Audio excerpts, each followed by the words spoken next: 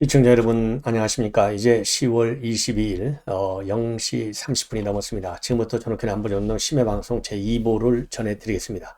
아무리 봐도요, 제가 보기에 오늘 심야방송 한 3개 정도는 해야 될 것 같아요. 왜냐하면 아직도 김용에 대한 영장 이 발부 여부가 지금 언론에 보도가 되지 않고 있어요.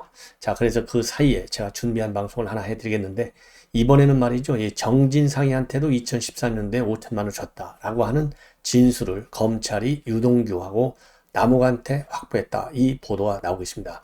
자, 그러니까 지금 이재명의 측근들이 돈을 받았다라는 보도와 관련해서 그동안에 검찰에서도 계속 수사해 오고 있다. 이런 보도가 나왔는데요. 지금 방금 중앙일보가 단독으로 보도하고 있습니다. 자, 그래서 이재명이의 좌청류 500구가 모두 돈을 받아먹었어요. 그러면은 이재명이가 이 내용을 한 명도 아니고 이재명이 자기 입으로 내 정말 측근은 이런 사람 정도가 돼야 측근이지 유동규는 측근이 아니다 이렇게 얘기했잖아요. 자기 입으로. 그런데 이 측근 10여 년간 뭐 근 20년 가까이 그야말로 측근의 측근으로 삼아왔는데 이 사람들이 돈을 받아먹은 게 자기네 밥값 벌려고 받아먹었겠어요? 뻔한 것이지. 둘 다 시기가 똑같아요. 2014년도. 2014년도는 그러니까 김용도 성남시 의원 재선을 노릴 때고 이재명이도 성남시장 재선을 노릴 때예요. 이게 다 선거장으로 갔을 확률이 굉장히 크다. 이거 아니겠습니까? 그래서 이 내용을 가장 중요한 뉴스로 말씀드리고요. 서욱 국방부 장관이 오늘 영장실질심사를 마치고 나오면서 유족한테 대망신을 당하는 사태가 벌어졌습니다. 자, 그리고 최근에 말이죠. 전북 이 새만금 풍력사업 7,000배 이득을 올렸다. 이런 보도가 나왔잖아요. 전북대 교수가 이와 관련해서 산업부에서 전면 조사에 착수했습니다. 이 내용도 여러분들께 말씀을 드리도록 하겠고요. 자, 그리고 이제 또 하나는 말이죠. 이제 내일 촛불 집회가 열려요. 촛불 집회와 관련해서 조선일보의 이 칼럼니스트인 윤평준 이 한신대 명예 교수가 칼럼을 하나 썼는데 여러분께 한번 제가 소개해 드리겠습니다. 상당히 의미가 있는 칼럼입니다. 자, 그래서 오늘 이제 첫 번째 뉴스는요, 이 법무부 장관 한동훈 장관이 오늘 강력한 지시를 하나 내렸는데, 요즘 이제 성추행이 지금 성범죄가 굉장히 우리 사회적으로 큰 이슈화가 되지 않습니까? 그렇기 때문에 우리 시민과 접촉을 많이 하는 이 불특정 다수의 시민과 접촉을 많이 하는 배달 대행업자 그리고 대리 기사 이런 취업에 말이죠. 그야말로 재범 우려가 큰 성범죄자들이 취업하는 것을 제한하는 그런 법 개정을 법무부가 추진한다. 그래서 한동훈 장관이 이러한 내용의 고위험 성범죄자 재발 방지 추가 대책 마련하도록 강력히 지시해서 이 법무부가 지금 개정 작업을 추진하고 있어요. 그래서 이제 한 장관의 지시 내용을 보면요. 성범죄자의 배달 대행업 종사를 제한하는 생활분류 서비스 산업발전법 개정안에 대한 국회 논의를 적극 지원하라 이렇게 지시를 했고 현재 이와 관련해서는 국회에 4건의 개정안이 계류되어 있다고 합니다. 그래서 현재는요. 이 개별 법에 따라서 택시기사, 그 다음에 택배기사, 그 다음에는 가사 근로자, 경비원, 그리고 체육지도사 등 일부 업종에만 성범죄자의 취업이 제한되고 있다고 합니다. 그런데 법무부에서는요. 이 법 개정 전이라 하더라도 고위험 성범죄자가 배달 대행업, 대리기사로 취업하지 못하도록 대검과 전국 보호관찰소에 전자장치 피부착자에 대한 특정업종 근무 제한 준수사항 부과를 적극적으로 청구할 것을 지시했다고 합니다. 그리고 법무부는 또 전자장치 비부착자의 취업 현황 통계도 보다 세분화해서 관리에 철저를 기할 예정으로 있다고 합니다. 그리고 이 법무부는 연쇄아동 성범죄자인 김규식 사건을 계기로 해서 고위험 성범죄자 재범 방지 대책을 마련하기 위한 연구 용역도 발주했다. 그래서 이 법무부는요, 미국의 제시카법처럼 아동 성범죄자가 학교와 같은 시설로부터 일정 거리 내에는 살지 못하도록 하는 방안도 가능한지 여부를 검토 중에 있다고 합니다. 그래서 전반적으로 이 고위험성 성범죄자들이 그야말로 불특정 다수와 접촉하는 그럼으로써 성범죄를 다시 재현할 가능성을 최소화하는데 법무부가 상당한 이 정책적인 집중을 하는 것 같은데 시기적으로 상당히 적절하지 않나 이런 생각이 듭니다. 자, 이번에는 말이죠. 중앙일보의 단독 보도 내용입니다. 이것도 조금 전에 막 보도가 시작됐어요. 그래서 이번에 김용한테 돈을 8억 4천여만 원의 돈을 준 사람이 누굽니까? 유동규 나무기가 마련해가지고 줬잖아요. 그래서 유동규의 지시에 따라서 나무기 마련해가지고 나무기 천화동인 4호에 이사를 시켜서 이 정민용 변호사는요, 나무기가 성남 도계공에 삼은 심은 사람이에요. 그러니까 측근 중에 측근입니다. 이 정민용이는 또 유동규하고 비료 사업을 같이 했어요. 그래서 이 유동규의 지시를 받아갖고 나무기가 돈을 마련해서 유동규를 거쳐서 김용한테 8억여 원을 줬어요. 8억 4천여만 원을. 자, 그런데 이번에 지금 중앙일보가 단독으로 보도하고 있는 내용을 보면 유동규하고 나무기 말이죠. 똑같이 진술했는데 정진상한테 5천만 원을 건넸다. 그럼 시기는 언제냐? 2014년도 경이다. 예. 자, 그래서 지금 이제 이것이 또 다른 파장을 지금 이야기하고 있습니다. 자, 그래서 이거는요, 이 김용희가 돈을, 그러니까 본래 8억여만 원을 받은 것만 알려져 있었는데, 이거는 지난 대선 때 관련입니다. 그런데 김용희가 그 8억여 원의 대선 관련 자금 말고서도 2014년도에 1억 원을 받았다라는 보도가 나온 바 있어요. 예. 자, 이거는 이제 2014년도는 시장 선거하고 그 다음에 시의원 선거에 같이 있을 때거든요. 자, 그래서 이것도 상당한 신뢰성 있는 주장이고, 이런 내용들이 또 공소장에까지 담겨져 있다라고 보도가 나온 바 있어요. 그런데 이 동일한 시기에 동일한 방법으로 이 남욱과 그 다음에 이 유동규가 결국은 최고 오른팔했던 정진상한테 5천만 원을 줬다. 이렇게 지금 보도가 나오고 있습니다. 그래서요, 실제로 이 우일의 개발 의혹과 관련된 내용이 아니겠습니까? 2013년도니까 우일의 또는 대장동과 관련된 내용인데, 이 공소장에는 뭐라고 되어 있냐면요, 유동규 본부장이 부동산 개발 사업을 계속하기 위해서는 내정 지방선거에서 이재명 시장의 재선이 중요하다라는 거, 이렇게까지 공소장에 우일의 개발 사업과 관련해서 이 추가 기소를 했지 않습니까? 검찰이 이 추가 기소할 때 우일의 사업과 관련된 비리에 여기에 내년도 이재명 당선이 중요하다, 이런 말이 공소장에까지 적시가 되어 있다고 합니다. 그런데 이재명하고요, 그 다음에 김용 둘 다 재선에 성공을 합니다. 자, 그래서 이것이 이제 또 하나 큰 문제가 될 수밖에 없고, 이걸 보면은 이재명이가 계속해서 몰랐다고 한다. 그러면은 둘 중에 하나예요. 정진상하고 김용희도 결국은 측근이 아니다. 이렇게 믿으면 1억이나 뭐 이 5천만 원 받은 걸 모를 수도 있는데, 이재명이 입으로 제일 측근이라고 했잖아요. 그런데 이걸 모른다? 이게 말도 안 되는 소리죠. 그리고 또 김용 같은 경우에는요, 작년 초에 광주 지역을 돌면서 유동규한테 돈을 요구했다라는 진술도 확보했다고 합니다. 자, 이런 거를 보면 말이죠, 제가 이미 여러분께도 말씀드렸지만은 이 김용희가 돈이 필요한 것은 경선 때 자금을 쓰려고 한 것이 아니겠느냐. 왜냐면은 경선은 당내 경선이잖아요. 그러다고 본다면 의원들을 많이 확보를 해야 되는데, 의원들 확보하는데 입만 갖고 되겠느냐. 실탄이 필요하다 이거죠. 왜냐하면 이낙연이하고 이재명의 둘을 싸움 아니겠습니까? 그러면 이낙연은 이미 의원을 벌써 3선 4선 한 사람이고, 그리고 또 이낙연은 당 대표까지 한 사람이에요. 그래서 당내 이 세력을 보면 이재명이는 당내 기반이 없는 대신에 이낙연은 굉장히 많아요. 그래서 경선에서 이겨야만 대선 후보로까지 가는 거 아니겠습니까? 따라서 지금 언론에 보도되어 있는 것처럼 경선 과정에서 실탄이 많이 필요하기 때문에 이런 김용희가 돈을 받은 거 아니냐, 이런 이 보도가 많이 나왔는데, 역시 이 검찰에서 이 광주 지역을 돌면서도 돈을 요구했다, 이러한 얘기가 지금 공소장에 나온다는 겁니다. 그래서 이 똑같은 방법으로 이 정진상이도 돈을 받았을 확률이 굉장히 큰 것이 아니겠느냐, 이렇게 판단할 수 있는데요. 이런 이제 보도가 딱 나오니까, 중앙일보 단독 보도가 나오니까 이 심야에 정진상이가 즉각적으로 보도 자료를 냈어요. 바로 민주당의 공보를 통해서 냈는데, 일고의 가치가 없는 허구다, 이렇게 냈는데요. 강력한 부정은 강력한 시인이나 마찬가지다. 제가 종종 이용하는데 바로 여기에 해당되는 것이 아니겠느냐, 이렇게 판단이 됩니다. 그래서 이제는요, 정진상이도 구속되는 것이 아니냐, 또 아니면 긴급 체포되는 것이 아니냐, 이렇게 생각할 수 있는 대목이다, 이렇게 보고요. 그 다음에는 이제 뭐 날짜가 바뀌었으니까 바로 어제죠.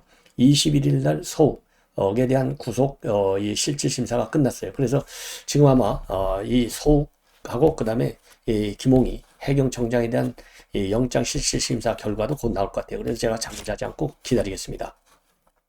4시간 정도 신문을 마치고 오늘 오후에 빠져나왔는데요. 이때 나오자마자 이대준 씨의 친형인 이대진 씨가 갑자기 달려들어가지고요. 법원이 설치한 이 라인을, 이 질서 유지선을 바로 넘어서 달려들어가지고, 이 방호 요원이 넘어지는 이 소란이 벌어지기까지 했어요. 그래서 서장관한테 이대진 씨가 이제 욕설을 좀 한 것 같아요. 야, 이 XX야, 거기서 와.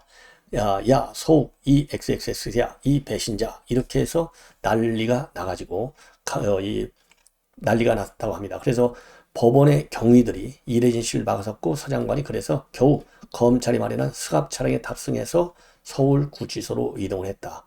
여러분들 아시다시피 서욱의 경우에는요, 이 당시에 이 밈스, 즉 월북몰이 하는데 지장이 되는 첩보들은 전부 다 삭제하도록 지시한 혐의를 받고 있습니다. 그리고 이대준 씨 유족은요, 이 전담 대표부에 서욱 장관 구속해달라라는 이 청원서를 제출한 걸로 되어 있고, 또 이 이대준 씨의 딸도 재판부에 보내는 편지에서요, 저희 아빠는 출동을 마치고 집에 오면 항상 가족과 함께 캠핑을 가고 저를 데리고 공원에서 돌아와 주시는 자상한 아빠였다. 잠잘 때는 팔베개로 해주시고 제가 잠들기 전까지 자장가도 불러주셨는데 이제는 이런 아빠를 만날 수 없어서 슬프다.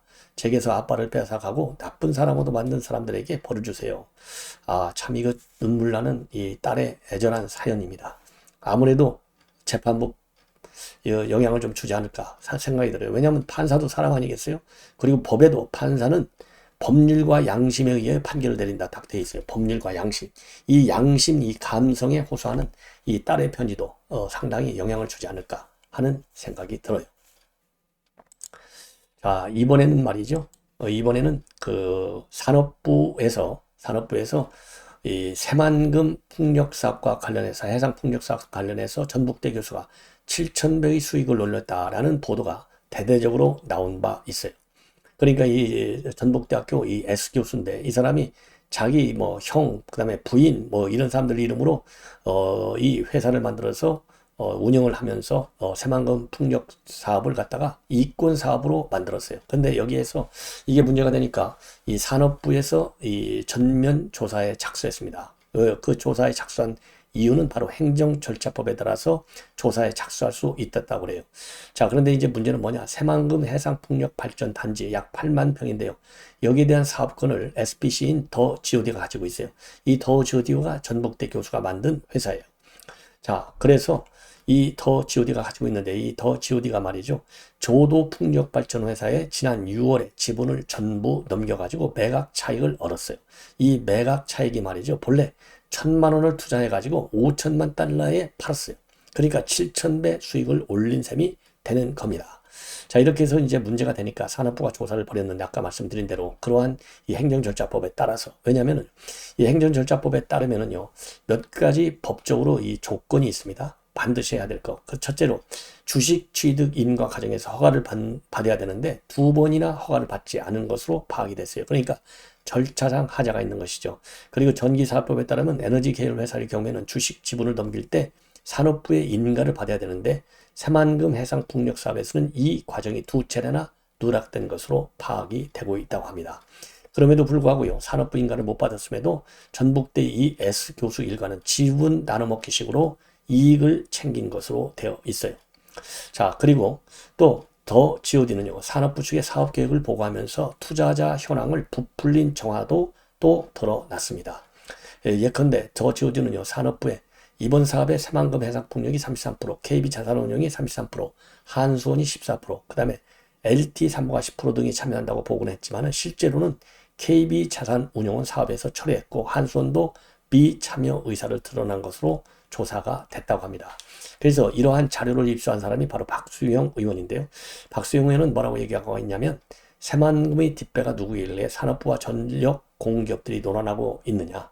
그래서 이 문제점을 보도한 언론까지 왜 겁박하고 있는가. 이게 조선일보가 당시에 아마 첫 단독 보도를 했을 거예요. 그러면서 산업부가 새만금을 기점으로 문재인 정권에서 졸속 추진된 재생에너지 사업들에 대한 전수조사를 해야 될 것이다. 이렇게 입장을 밝혔는데요.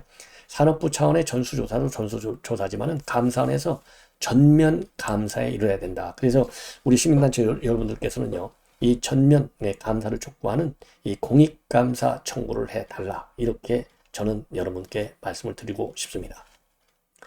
자, 이번에는요, 지금 이제 21일 법원에 대한 국정감사에서 민주당 의원들이 말도 안 되는 소리를 했어요. 지금 우리나라에는 미국과 같은 플리 바게닝 제도가 없습니다. 그럼에도 불구하고요. 지금 이 민주당 의원들은 이번에 김용 사건을 계기로 해서 플리 바게닝 제도를 없애자 이렇게까지 나오고 있는데, 아니 있지도 않은데 이걸 없애자, 이게 얼마나 급하면 이런 주장을 하겠습니까? 그래서 민주당 의원들이 일제히 말이죠. 이 최강욱, 김승원 이런 사람들이 일제히 이런 주장을 했어요. 자, 그러니까 성지용 중앙지법원장이 민주당 의원들의 이런 질문과 관련해서 그런 제도를 시행하지 않고 있다. 그리고 회유 협박에 의한 진술은 증거 능력이 없는 것이 맞다. 이렇게 얘기를 한 거예요. 그러니까 이게 얼마나 웃깁니까? 여기에는요, 이 권인숙, 기동민 의원들 이런 사람들까지 나와서 플리 바게닝 제도에 대해서 이 질문을 하고 있고, 그리고 이번 김용 압수수색 아까 그리고 김용 현장 체포 여기에 대해서 불만을 얘기하고 있어요. 자, 그러니까 이런 이 주장과 관련해서요. 그러니까 이제 뭐 기동민 의원 같은 경우는 김광태 고등법원장한테 검사공학이라는 비판에 대해서 어떻게 판단하느냐 이렇게 질문하니까, 이게 질문 같지 않은 질문이잖아요. 언론에 나온 얘기를 들어서 알고 있지만 특별한 생각을 가지고 있지 않다. 완전히 바보 취급된 것이죠. 예, 그러니까 기동민 의원이 또 뭐라고 했느냐? 압수수색 발부율이 계속 높다. 엄격하게 심사해달라. 아니, 압수수색 발부율? 그럼 이 문재인 대통령 때는 압수수색 발부율이 낮았나요? 이게 애들 같은 질문을 하는 거예요. 수준이 참 이 정도밖에 안 됩니다. 예. 자, 그러니까 이제 전주혜와 조수진 의원 이런 사람들이 입장을 또 마찬가지로 또 질문을 해요. 민주당은 중앙당사 탄압이라는 선동적 언사를 하지 말아라. 중앙당사하고 민주연구원은 별개의 기관이다. 이런 얘기도 했고, 조수진 의원은 국감기관 영장 발부를 갖다가 야당 탄압이다, 정치 보복이다 주장하면서 법원이 야당 탄압의 주구인 것처럼 몰아가는 것은 사법부 모독이다. 혐의와 증거가 인정됐기 때문에 영장이 발부가 된 것 아니냐. 옳은 얘기죠. 예. 그리고 또 있지도 않은 제도를 없애자는 황당한 주장을 하고 있고, 플리 바게닝 금지법이라고 하는 발상은 민주당이 관련자들의 자백을 얼마나 두려워하고 있는지 역설적으로 보여준다. 이렇게 조수진 의원이 일격을 가하고 나섰습니다. 자, 이번에는요, 이 진중권 교수의 얘기인데, 이재명이가 주식을 산 거, 그리고 또 김용과 관련해서 비판을 하고 있는 거, 이런 거와 관련해 가지고요. 자, 이 진중권 교수가 뭐라고 그럴까요?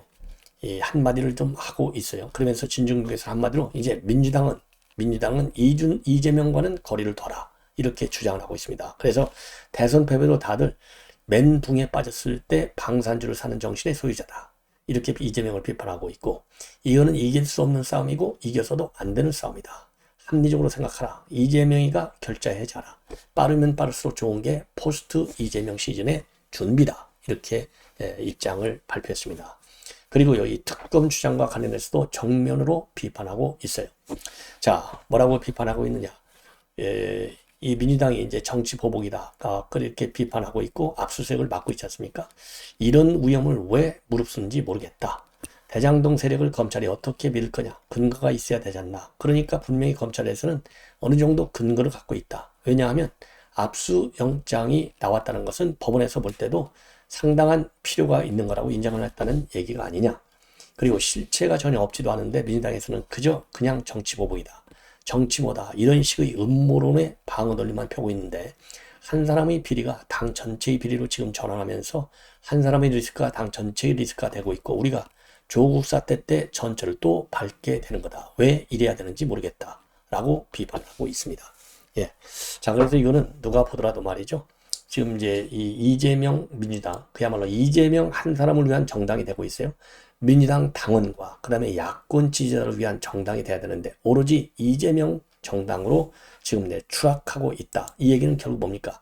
이재명의 운명도 결국은 다 해간다, 이런 얘기가 아니겠습니까? 자, 이제 마지막으로 한 꼭지만 더 덧붙이면은요, 바로 이제 윤평중 교수의 제2 촛불이라고 하는 칼럼입니다. 그래서 지금 천하 동난의 시대에 우리가 살고 있다는 거예요. 자, 이제 이 팬데믹, 그러니까 이 코로나 팬데믹도 있는데 미중유의 복합 위기라는 거예요. 왜냐면 뭐 지금 정치적으로도 그렇지 않습니까? 이 미중유의 복합 위기 속에서 지금 현재 대통령 출범 5개월밖에 안 되는데 대통령 탄핵이 요란하게 나오는 거, 이거는 누가 보더라도 문제가 있다는 거죠. 그래서 한 국가 안에서 두 정치 세력이 한쪽에서는 촛불을 하는 세력, 한쪽은 이재명 문재인 구속하라는 세력, 이렇게 맞불 시위가 열리는데 이거야말로 이중 권력 상의 거리의 정치로 폭발하고 있는 것이다. 이렇게 비판하고 있고, 그리고 촛불 행동은 민주공화정의 공중인 선거 승복을 거부하는 행위를 촛불로 비하하고 있지만은 윤석열 정부의 오만과 무능의 상황을 더 악화시키고 있다. 예, 그리고 유사 내란 상태인 이중 권력을 타파하려면 국민의 압도적 지지가 필수인데 윤 대통령은 국민이 바라지 않는 청와대 이전을 거두고 민생 문제 해결에 전력 투여했다. 윤 대통령이 공정과 상식을 실천하면서 국민의 쓴소리에 기울였다면 지금보다는 상황이 나았을 것이다. 그래서 윤 대통령에 대해서도 일부 비판적 시각을 보이고 있습니다.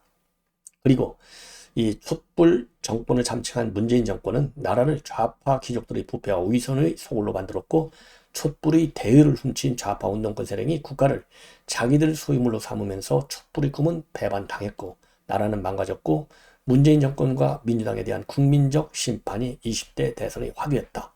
이렇게 얘기를 하고 있어요. 그러면서 이제 촛불 대행진이 윤석열 정부 출범 5달 만에 10차례나 열린 것은 제2의 촛불이 대선 불복행위라고 하는 명백한 근거가 된다. 이렇게 비판을 하고 있습니다. 그러면서 말이죠. 법 위반을 이유로 해서 대통령을 탄핵하려면 국민이 대통령에게 부여한 민주적 정당성을 박탈할 정도의 중대성을 지녀야 한다. 그리고 노무현 대통령 시절의 헌법재판소에 이게 탄핵 기각 논리 아니냐. 같은 논리로 박근혜 대통령 당시 헌재는 직무집행에서 헌법과 법률을 광범위하고 중대하게 위배했다면서 탄핵을 인용했는데, 헌정사상 초유의 현직 대통령 파면 사태에도 대한민국이 유지될 수 있었던 것은 압도적 국민적 합의가 창출한 일반 의지 덕분이었다. 제너럴 윌. 그러면서 제2의 촛불은 정반대다. 윤석열 대통령이 인기는 없지만 직무집행에서 헌법과 법률을 중대하게 위반한 증거도 없다. 제2의 촛불이 국민의 일반 의지를 결여한 정파적 대중 선도인 것은 바로 이 때문이다. 라고 이 주장을 하고 있습니다. 옳은 얘기죠. 그러면서 촛불을 배신한 민주당과 좌파 특권 집단이 제2의 촛불을 외치는 것은 역사에 대한 모독이다. 촛불은 모든 권력은 국민에게서 나온다는 국민주권의 미려함을 노래한다.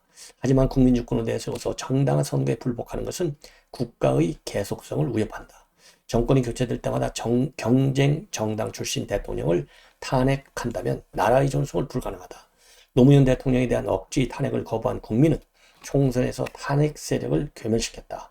탄핵을 노리는 제2의 촛불, 그것은 민생을 파탄내는 망상이자 국가의 자멸로 가는 전주곡이다. 자, 그래서 우리 시민 여러분들도, 우리 시청자 여러분들도요, 이 윤평중 교수의 칼럼 꼭 한번 읽어보시고, 이 좌파 촛불 세력도 윤평중 교수의 이 칼럼을 읽고 자제하고 반성하기를 바라지 않습니다. 시청자 여러분, 이것으로 본 방송은 마치고, 좀 제가 기다렸다가 오늘 꼭 심야 방송을 통해서 영장 집행 내용을 제가 보도해드리고 잠을 청하도록 하겠습니다. 시청자 여러분들의 심야 방송 많은 시청을 부탁드립니다.